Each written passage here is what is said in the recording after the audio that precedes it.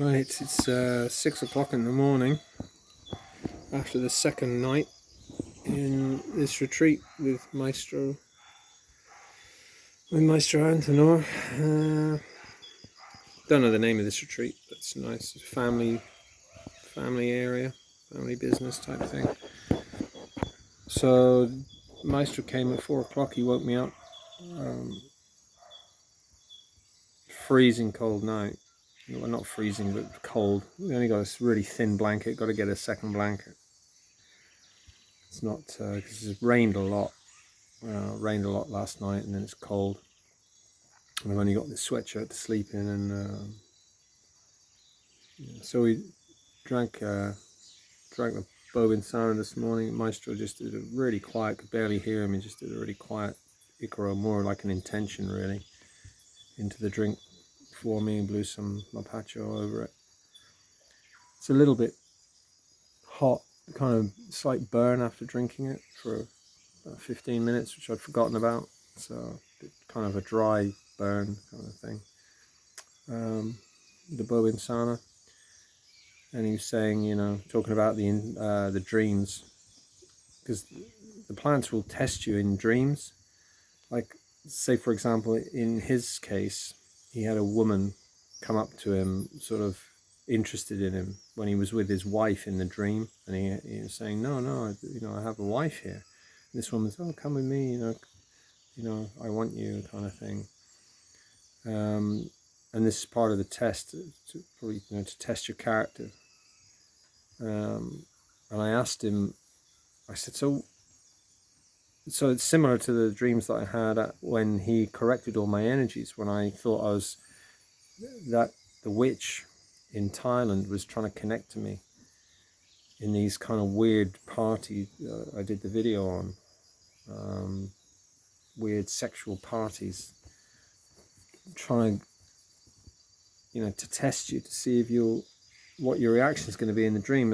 So I asked him, I said, what would be the consequences if you actually failed? And he said, the dieta won't work, the plants, they're not going to connect to you, because that's the test. So it's about being, kind of moral in that sense. But we're not having the ceremony tonight, it's tomorrow. So today is Friday, so it's going to be Saturday now, it's going to be tomorrow. So that was a shame, because I was kind of looking forward to connecting with Bobinsana tonight, because obviously I'd like to see my little nymph friend again. And have to, actually honour Bobinsana Dieta and see what... But anyway, it's tomorrow. So just got to get through today.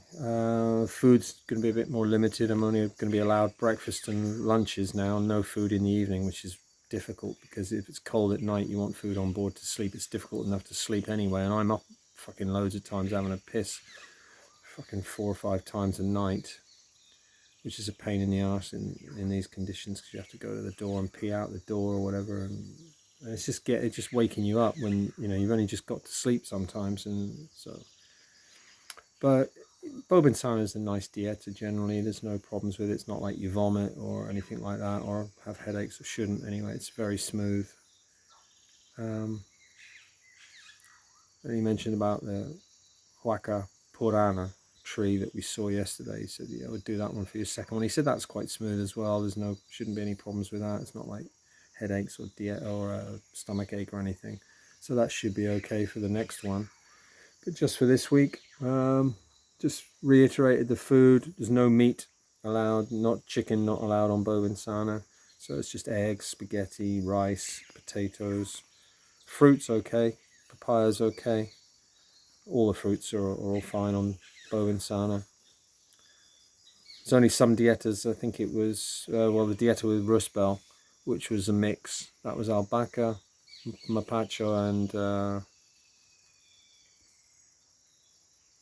albahaca, what was it? Albahaca, mapacho, and Pino Colorado. He said it's the mapacho that you can't have papaya on because of the resin in it, in papaya, which is what Maestro Rusbel said. But he didn't say specifically, or I didn't, I think, to ask. It's because mapacho that was in it. That's the plant that you can't have the resin with papaya.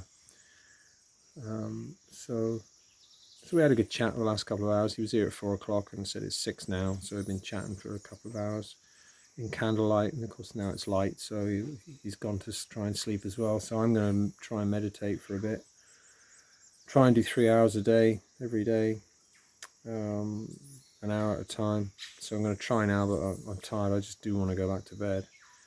But having just had the drink a couple of hours ago, I'll try and meditate on Bobinsana for as long as I can, and then try and get some sleep. So because I'm cold, so I'll probably do some rapé and climb into the bed and meditate in bed rather than sit here, because I am cold and my back's aching.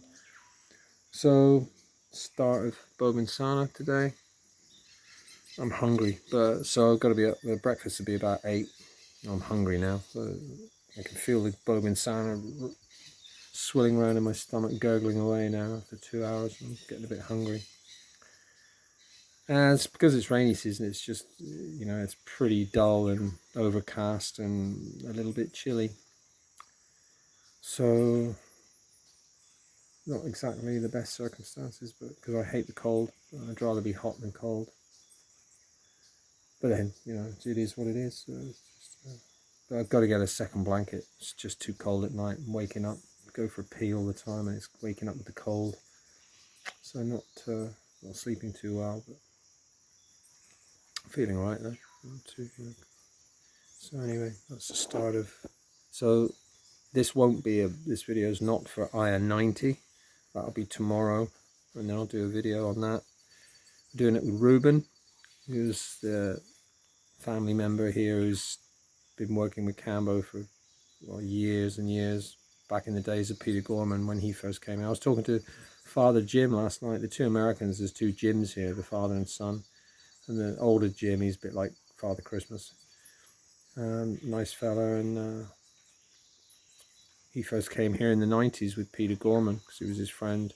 And he was telling me Peter Gorman first came here in the 80s. He was telling me stories about that, which was interesting, because he traveled a lot, Peter Gorman, back with the Metz's tribe when they had virtually no contact with outsiders back then, and it was still pretty dangerous to sort of get around some of the rivers back then because there was no internet, people didn't know about it, they hadn't had any contact with whites, and it could be dangerous. They might get attacked or robbed if they came here. But over time he made enough friends and contacts, and worked with the Kambo with them, found out how to extract the medicine from the monkey frog.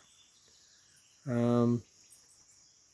was telling me about probably got an infection. Well, the last time he came with Peter Gorman was when he died around, I think he died in 2020 or 2022.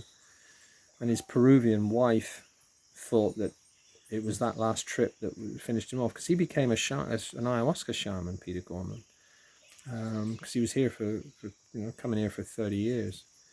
So he did become an ayahuasca shaman, but he got sick in the end. He got infections in his legs,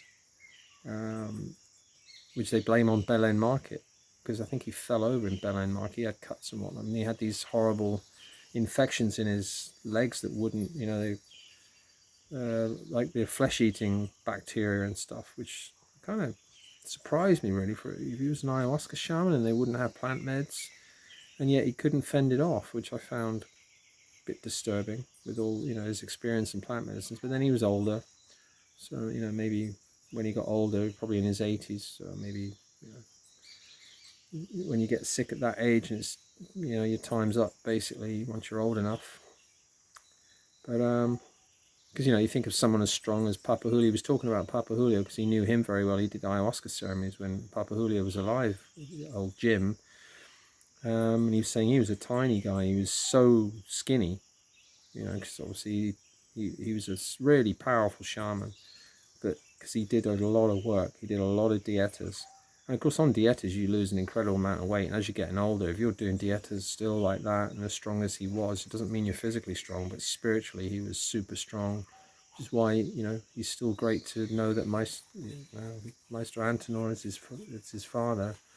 And he can call him in ceremonies, So I've had quite a few ceremonies with with Antonor now the last couple of months at Lighthouse, and he's called Papa Julio down every time from the realm of the ancestors or wherever he resides in the spirit world.